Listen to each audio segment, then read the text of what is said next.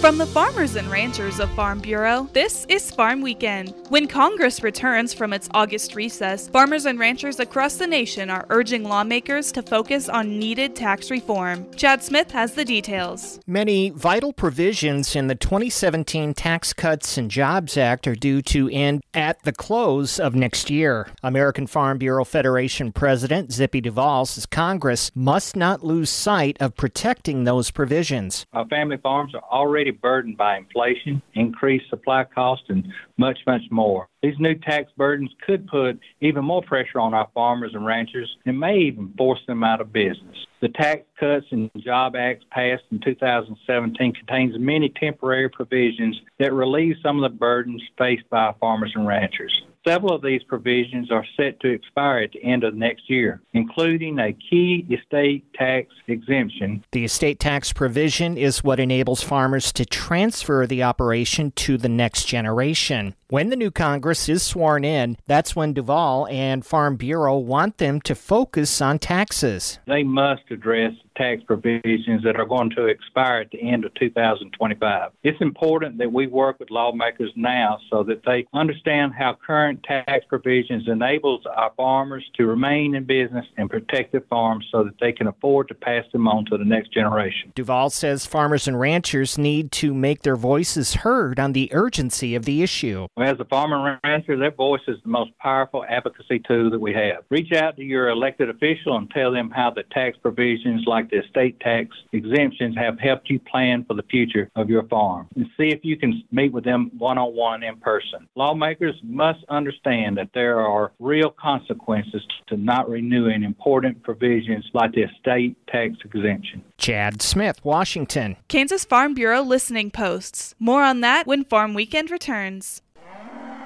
Hey, farmers and ranchers, just as you do ride-alongs to inspect your fields and cattle, make sure you do the same for your mental well-being. Take time to check in with yourself and your neighbors. And if you find yourself in a crisis, remember, there's immediate help available at 988. Mental health is just as vital as the health of your farm. Let's prioritize it together. This message brought to you by Kansas Farm Bureau and Kansas Farmers Union. Kansas Farm Bureau's listening posts are scheduled. These meetings are part of KFB's year-long policy process where members can review and provide input on tentative resolutions. These resolutions are voted on by members at the annual meeting in December. These meetings are quickly approaching. The posts in Girard and Ottawa are on August 27th. Ulysses and Clay Centers are on September 5th. Abbeville's is on September 11th. Augusta is on September 16th. And Topeka's is on September 23rd. All posts begin at 6:30 p.m. except for Topeka's, which begins at 6 p.m. RSVP to your county coordinator or field services manager prior. Next, Insight with Greg Deering. Frustrated with your current healthcare coverage? Kansans are saving up to 60% a month with Kansas Farm Bureau health plans.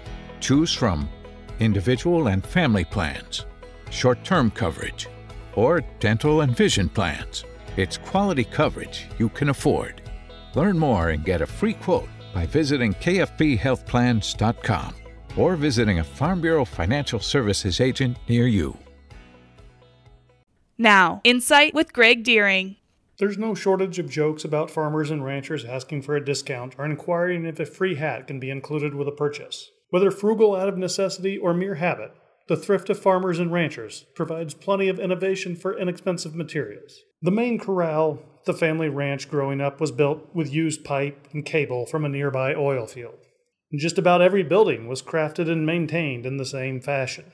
The house, garage, and barn were built with limestone quarried on site. A hay barn was later constructed similar to today's pole barns, only the trusses, purlins, and girts were made out of pipe. All of these were built primarily for their utility rather than aesthetics.